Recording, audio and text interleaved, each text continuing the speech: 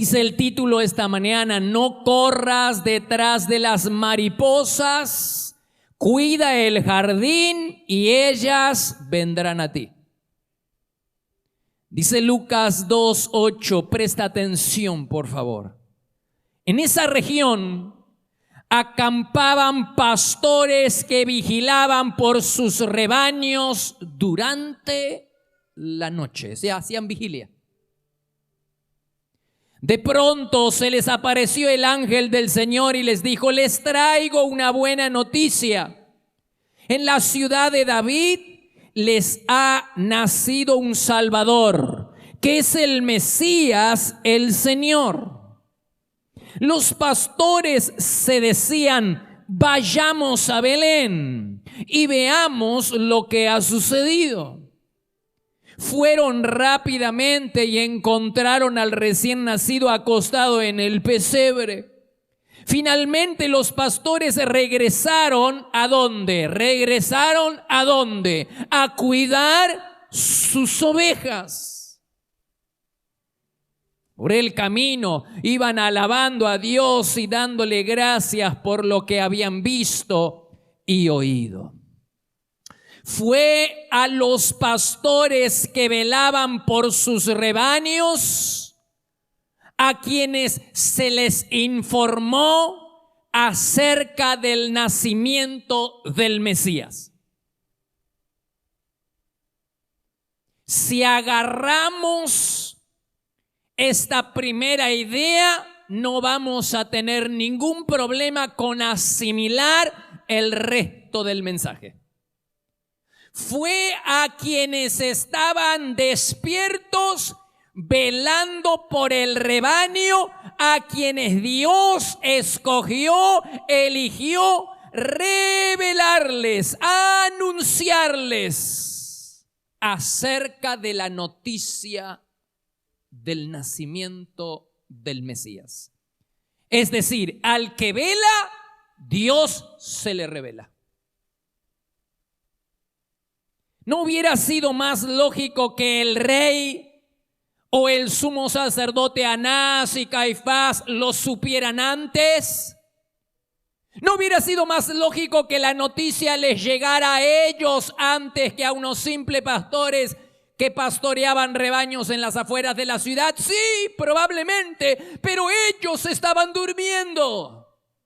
Dormían física, pero también espiritualmente. ¿Y cómo lo sé? Porque la Biblia dice en Mateo capítulo 2 que unos magos, personas que venían del oriente preguntando: ¿dónde está el rey de los judíos que ha nacido? Y cuando el rey Herodes sabe eso, manda a llamar a los principales sacerdotes y escribas para preguntarle dónde había de nacer el Cristo, el Mesías, y ellos sin titubear le dijeron: en Belén. Ahora Herodes, el sumo sacerdote y la clase religiosa o sacerdotal sabían del nacimiento del Mesías, pero ninguno de ellos salió corriendo hacia Belén como lo hicieron los pastores a quienes el ángel les había noticiado. No salieron hacia Belén, ¿por qué? Porque estaban dormidos espiritualmente, no estaban en condiciones de recibir ese anuncio. En cambio, parece que los únicos que estaban despiertos aquella noche eran los pastores que velaban por su rebaño. Y no solo que estaban despiertos físicamente, estaban despiertos espiritualmente. ¿Y cómo lo sé? Por el trato del ángel con ellos. El trato que el ángel le dispensa a los pastores es una prueba evidente de que esos hombres conocían la promesa mesiánica y, al igual que Simeón, esperaban por la consolación de Israel. Además, el ángel le dice: les traigo una buena noticia. Solo personas despiertas espiritualmente podrían alegrarse con tamaña noticia. Además, la reacción posterior de los pastores de dejar el rebaño e ir detrás del Mesías es una prueba más contundente todavía de que estos hombres estaban despiertos, y no simplemente físicamente, sino espiritualmente. Al que vela, Dios se le revela. A los dormidos no. No hay revelación para el que duerme. Ahora, si pensamos en pastores que cuidan rebaños, no podemos dejar de pensar en David. David también era pastor. David cuidaba ovejas que no eran suyas, eran de su padre. ¿Y qué pudo haber hecho David? ¿Qué habrá hecho mientras cuidaba sus ovejas en esas largas y frías noches, en el desierto, en la ladera de las montañas? ¿Qué debe haber hecho David en esas noches que cuidaba su rebaño? También él estaba despierto espiritualmente. Yo creo que David cultivaba su amistad y una relación con Dios. ¿Y cómo lo sé? Porque Dios dijo de él, varón conforme a mi corazón. Hechos 13:22. Y Dios dice eso de David, no cuando él era rey. Dios dice eso de David cuando él pastoreaba ovejas, cuando nadie daba 5 pesos por él, cuando ni siquiera su familia o su padre le tenía en estima.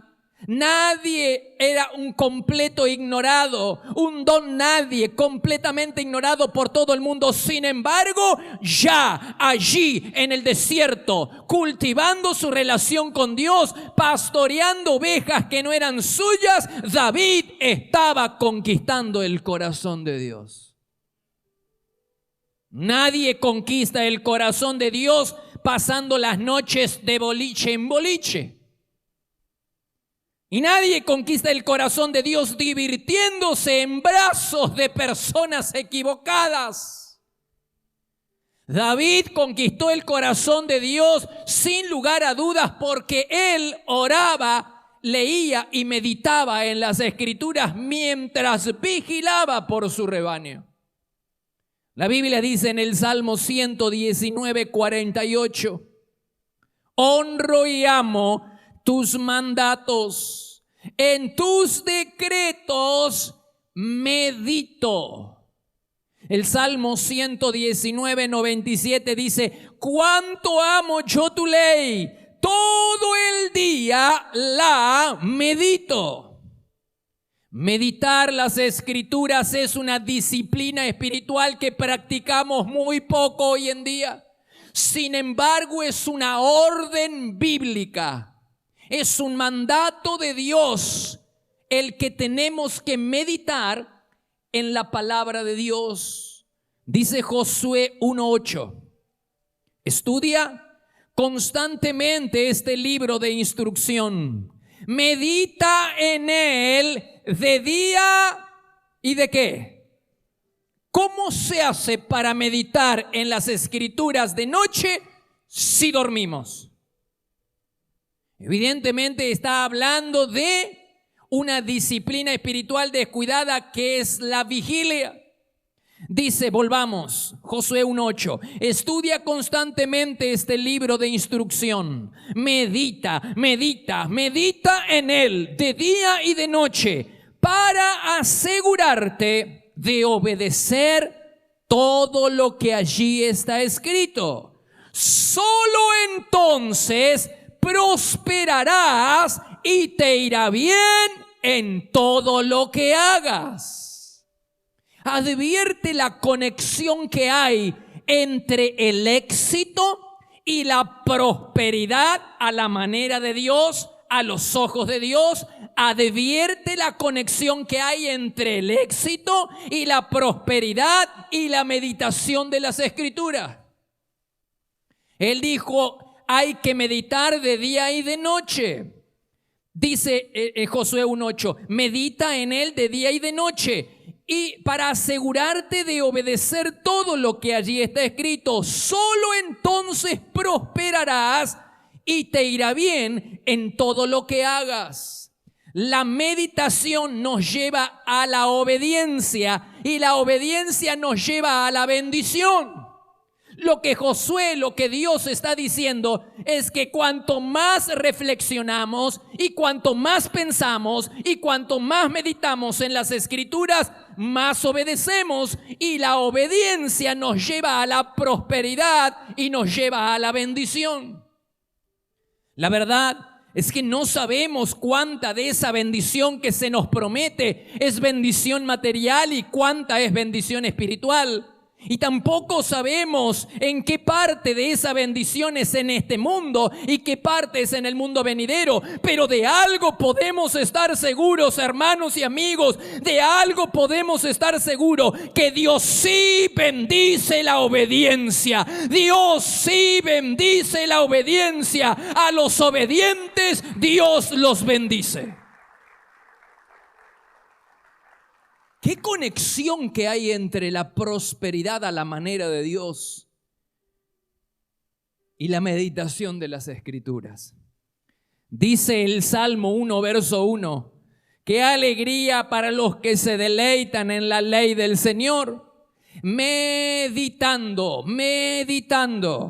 en ella día y noche. Son como árboles plantados a la orilla de un río, que siempre dan fruto y prosperan en todo lo que hacen. ¿Cuántos toman esta palabra? Dios dice que aquellos que obedecen, aquellos que meditan en la palabra y obedecen la palabra, van a ser prosperados y todo lo que hagan les irá bien. Promesa del Señor. ¿Cuántos dicen amén?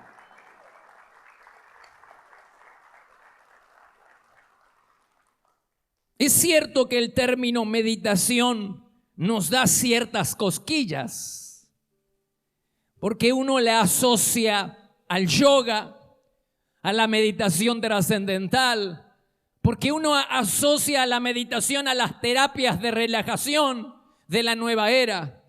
Pero no hay por qué sentirse incómodo con el término meditación. El hecho de que en algunas sectas se utilice la cruz no significa que nosotros tengamos que dejar de usarla. Cuando la Biblia habla de meditación, no está hablando de poner nuestra mente en blanco. No. Está hablando de no poner la mente en blanco, no vaciar la mente, sino llenar la mente. ¿Pero de qué? ¿De noticias vanas? No, de palabra y revelación del Señor. Cuanto más satures tu mente, cuanto más llene tu mente y tu vida de palabra de Dios, más bendecido vas a estar. Es palabra de Dios y yo la creo. Te esperamos para adorar a Dios en cualquiera de nuestras 5 reuniones. Los martes a las 20:30 horas y los domingos por la mañana a las 9 y 11 horas y por la tarde a las 18 y 20 horas, para vivir un tiempo diferente donde el poder y la gloria de Dios se pueden disfrutar en libertad. Todos los martes a las 6 de la mañana le entregamos lo primero a Dios. Nos reunimos a orar buscando a Dios y a tener la palabra de aliento para comenzar el día bendecido. La presencia de Dios se vive en este lugar. Podés visitarnos personalmente en Avenida Castelli 314, Resistencia, Chaco, República Argentina. O bien ver nuestras reuniones en línea ingresando en www.iglesiadelaciudad.com.ar. También podés seguirnos en Facebook, Iglesia de la Ciudad. Por consejería telefónica, podés llamarnos al 0362 443 8000.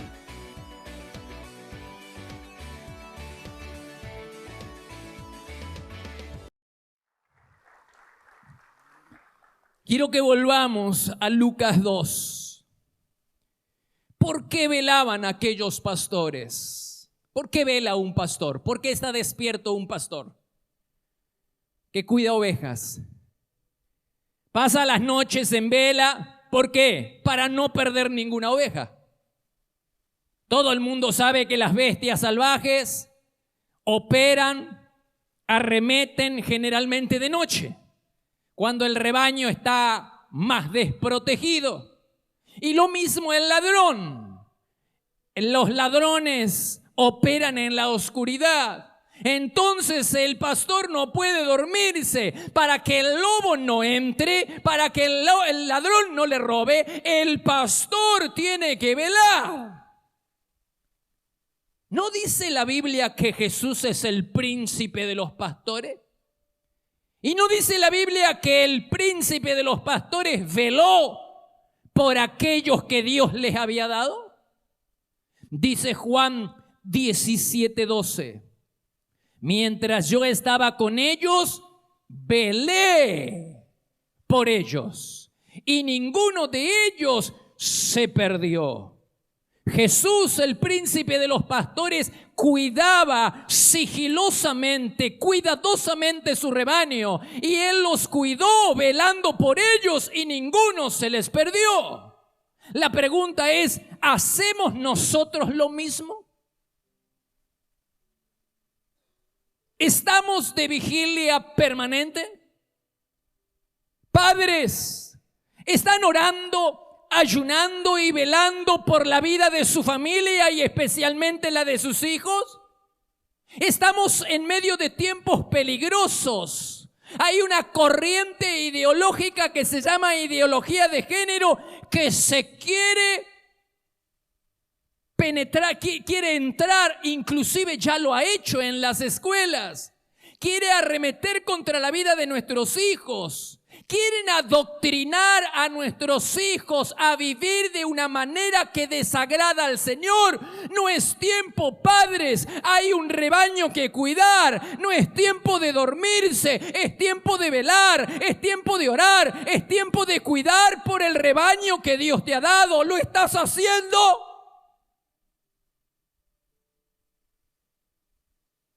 Pastores, líderes de célula, de ministerio, o aún aquellas personas que están velando, aunque sea por una sola vida. Dios te ha confiado una sola vida o 10 o 1000, no importa. Mi pregunta es, ¿estás velando por la vida del rebaño?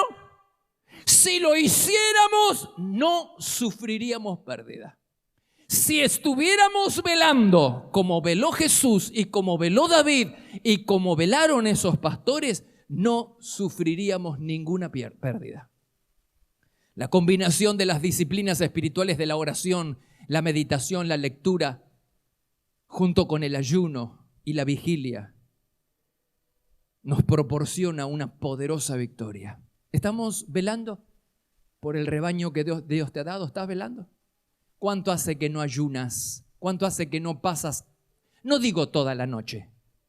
Todavía no tenemos ese training para pasar toda una noche. Pero levantarte antes, un día a la semana. 2 horas antes. O acostarte 2 horas después. Leyendo la palabra, meditando en las escrituras y orando y adorando al Señor. Con razón después sufrimos pérdida. Con razón nuestros hijos terminan en cualquiera. Con razón tenemos pérdidas en la célula y tenemos pérdida en la iglesia. Porque no estamos siguiendo el ejemplo de Jesús, quien dijo, velé por ellos y ninguno se perdió.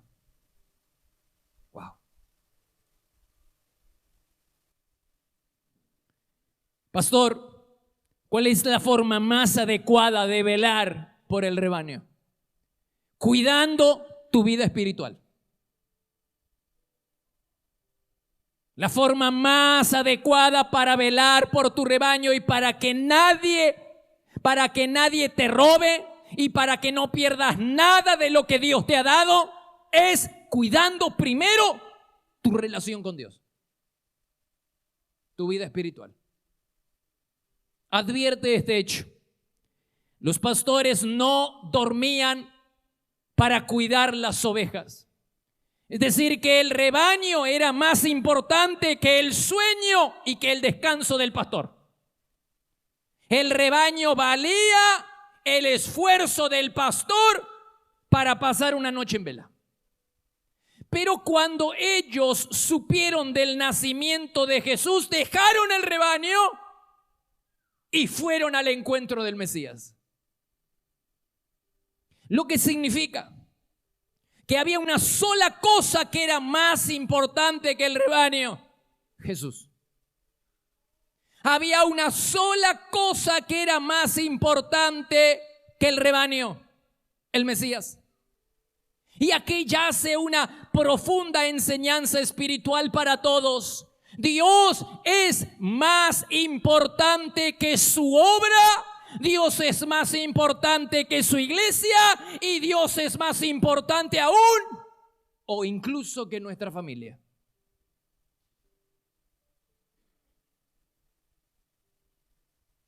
Tranquilo, antes de que me apedree, se lo voy a explicar. ¿No crees que la mejor manera que tenemos de cuidar nuestra familia es cuidando nuestra propia vida espiritual? ¿No crees que la forma más segura que tiene un pastor, un líder, de cuidar a sus ovejas, a su iglesia, es vigilando primero por su propia vida espiritual?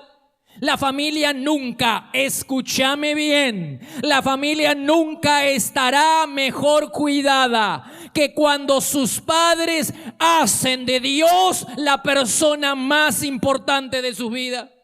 Y la iglesia nunca será más bendecida que cuando sus líderes y pastores viven en íntima comunión con su Señor.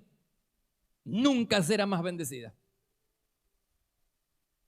Mientras el líder David estaba en íntima comunión con Dios, el pueblo gozó de la época más dorada de toda la historia. Siempre es una constante.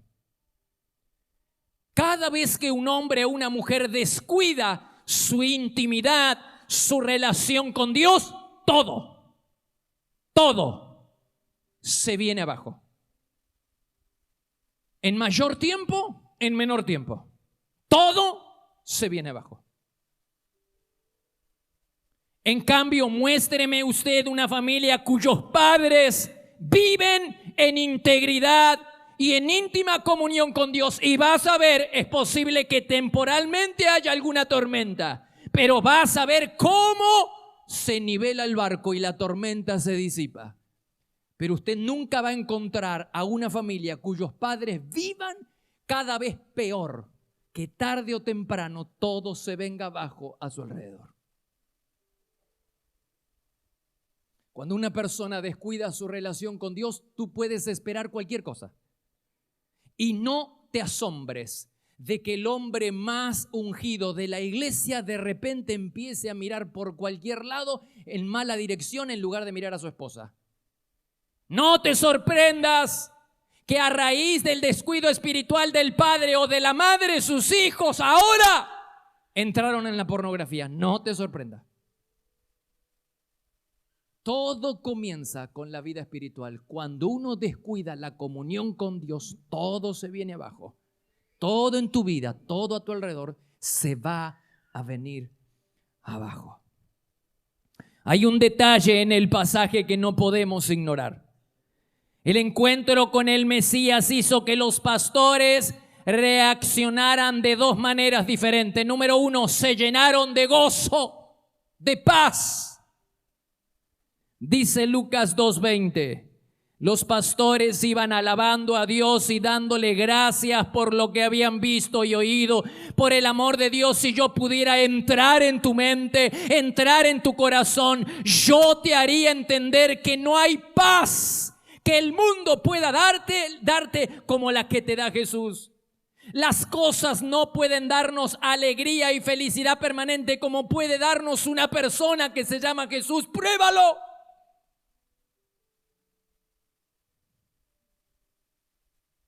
Hace 3 años y medio que venimos en un proceso de quebrantamiento, de purificación, de soltar cosas, de quebrar pecados, de pedir perdón delante de Dios. Es como una primavera espiritual en nuestra relación con Dios. Y si hay algo que marca esta temporada en mi vida y en la vida de mi familia, es la paz, es el gozo. No son las cosas, no es el ministerio y no es la iglesia, es el Señor. Hay una paz que no le puedo explicar, un gozo que no le puedo explicar. Pruébalo, pruébalo por el amor de Dios, pruébalo. Pruébalo. inicia o reinicia una relación vibrante, de largo alcance, profunda, con el Mesías. Y de la misma manera que vino gozo y paz a la vida de los pastores, vendrá sobre la tuya, sobre tu vida y vendrá sobre tu familia. Pruébalo, pruébalo. La segunda reacción que tuvieron estos pastores que descuidaron el rebaño, no es que lo descuidaron, me imagino que dejaron el rebaño con algún ayudante. Pero mientras ellos estaban, ellos velaban. Solo dejaron a alguien para ir a encontrarse con el Mesías. El Mesías valía la pena de dejar su rebaño. En realidad, el rebaño estaba bien cuidado. La segunda reacción que tuvieron estos pastores, primero gozo, paz, pruébalo. La segunda es que no podían dejar de decir, de contar la experiencia que habían tenido con el Señor. Dice Lucas capítulo 2, versículo 17, cuando los pastores lo vieron, se encontraron con el Mesías, con Jesús, les contaron a todos los que les habían dicho acerca del niño. Es decir, esto me hace acordar a los apóstoles que los metían en la cárcel y les obligaban a no hablar. Y ellos decían, no podemos dejar de decir lo que hemos visto y lo que hemos oído. Igualito que nosotros. Que nos hacen burla de que vamos a perder el trabajo y muti. No he visto a nadie todavía, ¿no? O muy poco, no sé. Que hayan perdido el trabajo por ser creyente o por hablar acerca de Cristo. Pero el diablo te atemoriza para callarte. Estos pastores, wow, estos no tenían miedo ni temor. Le habrán tildado de loco, se habrán burlado de ellos. ¿Qué está diciendo? ¿Cómo que el Mesías? ¿Dónde está? No creía ni el sumo sacerdote ni el rey Herodes, menos va a creer la gente. Sin embargo, ellos no podían dejar de decir lo que habían visto. Esto me recuerda a los 4 leprosos que vivían en las afueras de Samaria. ¿Te acuerdas? ¿Te acuerdas de los leprosos? Samaria estaba sitiada. No había probabilidad de sobrevivencia. Todo el mundo iba a morir.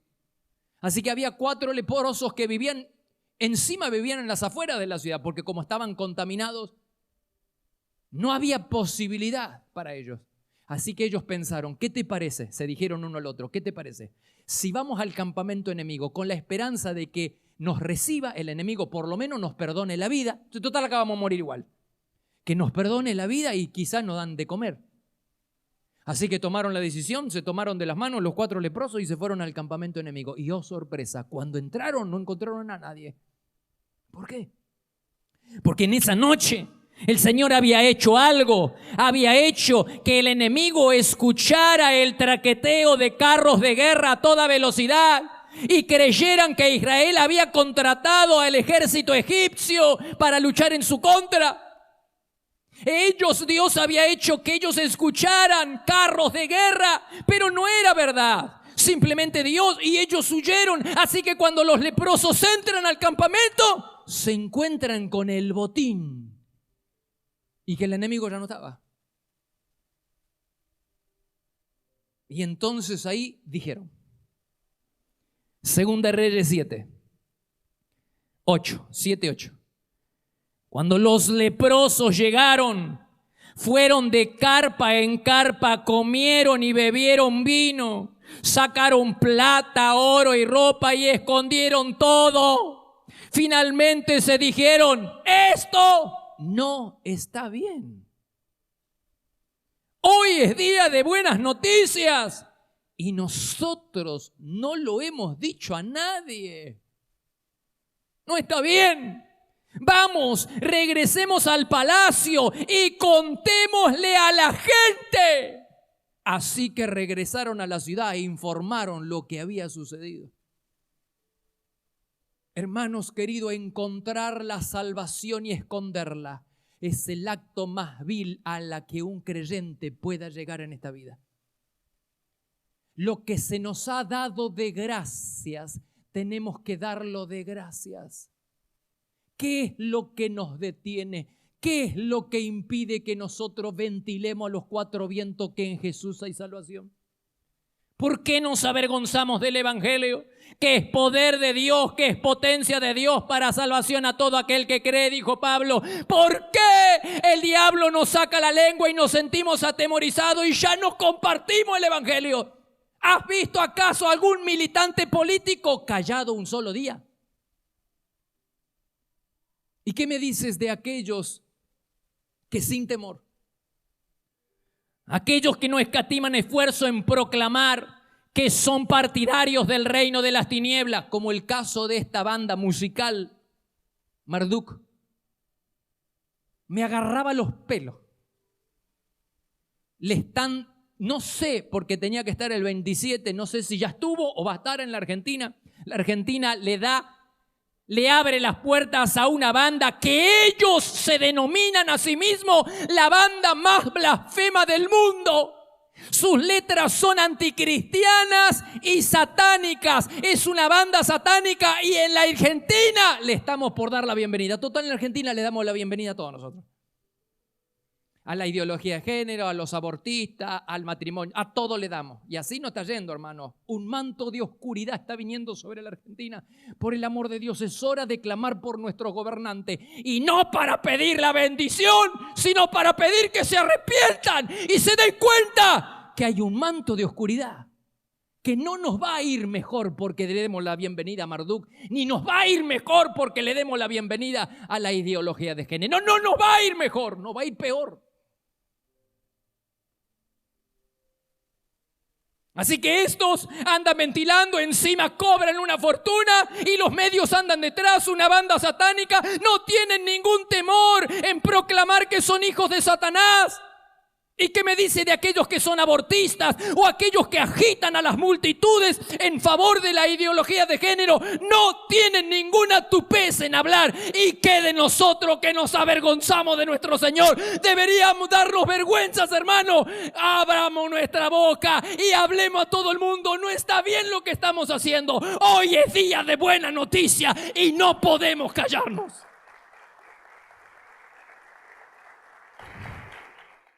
Que tu matrimonio no se arrugue. Un matrimonio que trabaja duro se potencia, crece y recibe bendiciones sobrenaturales de parte de Dios. Un matrimonio saludable requiere mucho trabajo, pero al final vale la pena. Adquirí este y otros libros en nuestra página web www.placeresperfectos.com.ar y recibilo en el lugar donde estés. Esta mañana, bien temprano en la mañana, vi una moto con un hombre, un casco que tenía la inscripción y los colores de Boca.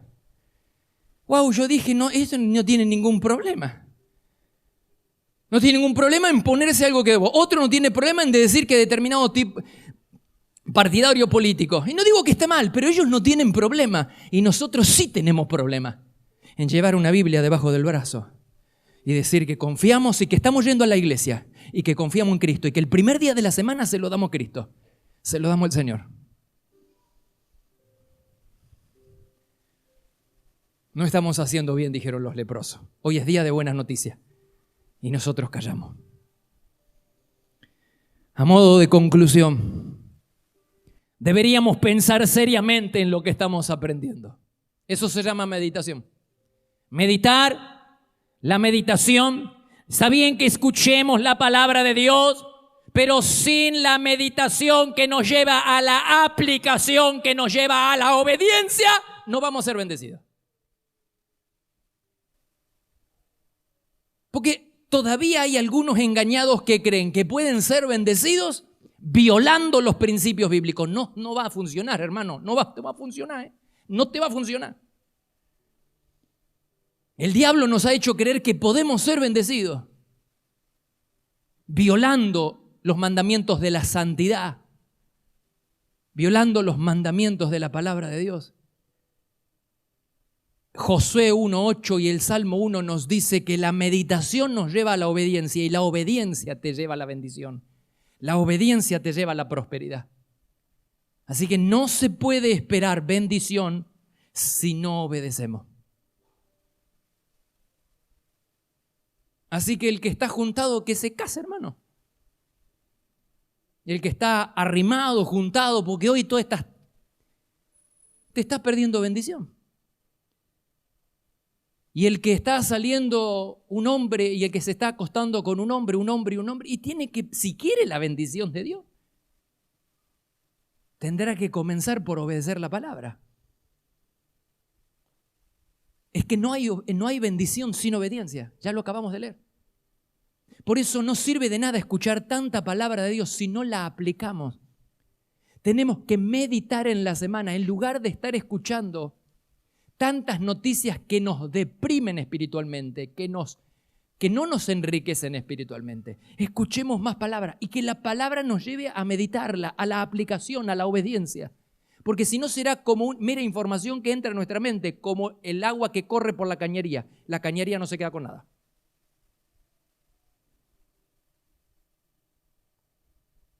Por eso Juan 17:13, Jesús, ¿no? En Juan 13:17 dice, ahora que saben estas cosas, Dios los que bendecirá por escucharlas, por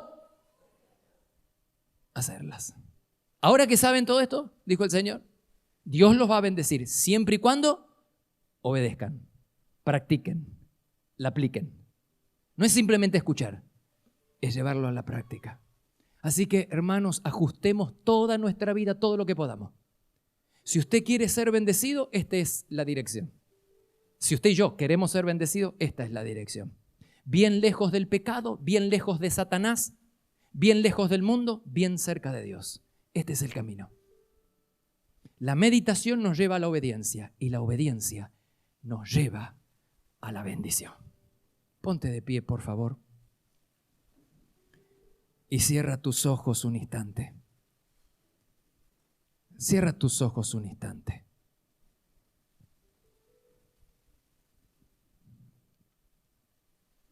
¿Qué le diremos al Señor en esta mañana?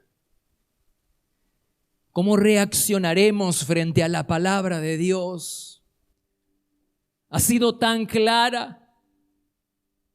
El Señor nos está mostrando el camino, trazando la dirección a la plenitud espiritual, al gozo y aún a la bendición, a la prosperidad según Dios. Qué alegría para los que se deleitan en la ley del Señor, meditando en ella de día y de noche. Son como árboles plantados a la orilla de un río que siempre dan fruto y prosperan en todo lo que hacen. Señor, en esta mañana ayúdanos. Porque sé, Señor, que tenemos que ajustar nuestras vidas. Algunos en alguna área, otros en otra. Pero todos en mayor o menor medida tenemos que ajustar nuestra vida. Pues que la palabra de Dios perfore nuestros tímpanos espirituales, perfore nuestros corazones y nos saque de la modorra espiritual en la que estamos. Y nos saque de la vergüenza en la que estamos. No puede ser, Señor, que los satanistas se enorgullezcan de decir que son los más blasfemos y vengan a la Argentina y a otros países cobrando encima. Y nosotros estamos escondidos, avergonzándonos de nuestro Señor. Señor, llévanos al arrepentimiento y a las lágrimas, se lo pido, Señor. Que nos lleve a las lágrimas. Le hemos deshonrado y nos hemos avergonzado de ti, Señor, todos. Yo soy el primero. Yo soy el primero, Señor, y te pido que nos perdones y me perdones por vivir años avergonzándonos del Evangelio de Cristo Jesús, avergonzándonos del Señor. Pero hoy todo va a cambiar. Hoy es día de buenas noticias, dijeron los leprosos, y no estamos haciendo bien. Vayamos al campamento y anunciémosle a todo el mundo. Pero hoy va a cambiar, Señor. La iglesia se va a poner de pie. Se va a poner de pie en la sociedad. Y ya no vamos a tener temor de llevar una Biblia, ni mucho menos de decir que somos hijos de Dios. Y que el domingo se lo consagramos al Dios de los cielos, no al Dios placer o al Dios mamón. Que nuestra semana está consagrada a nuestro Señor. Nos pondremos en pie, Señor. Aquí está la iglesia. Haz tu propia oración, hermano. Quizás tengamos que decirle al Señor que no hemos estado velando por nuestro rebaño. El Señor veló, dice, yo velé por ellos y ninguno se perdió. Pues es hora, hermano, de que nos levantemos y comencemos a velar, a orar, a ayunar. Que ya no sea una carga, sino que se transforme en un deleite estar con el Señor. Señor, acompáñanos como iglesia, porque nosotros queremos más de ti, como cantábamos hoy, que queríamos más de ti. Pues Señor, ayúdanos entonces a ir al lugar secreto. Si queremos más de ti, ayúdanos a ir al lugar secreto. Ayúdanos a levantar la carpa del encuentro todos los días. Ayúdanos a ayunar los jueves. Y ayúdanos, Señor, a orar a solas y en el aposento alto a las 6 de la mañana. Ayúdanos, Señor. Queremos demostrarte que eres más importante que 4 gotas. Si podemos hacerlo, Señor, si vamos al trabajo cuando llueve y hace frío, o cuando nuestros hijos están enfermos y vamos al trabajo, ¿cuánto más no descuidaremos la comunión y la relación con Dios? Oh, Señor, perdónanos por ser tan indulgentes, Señor. Perdónanos.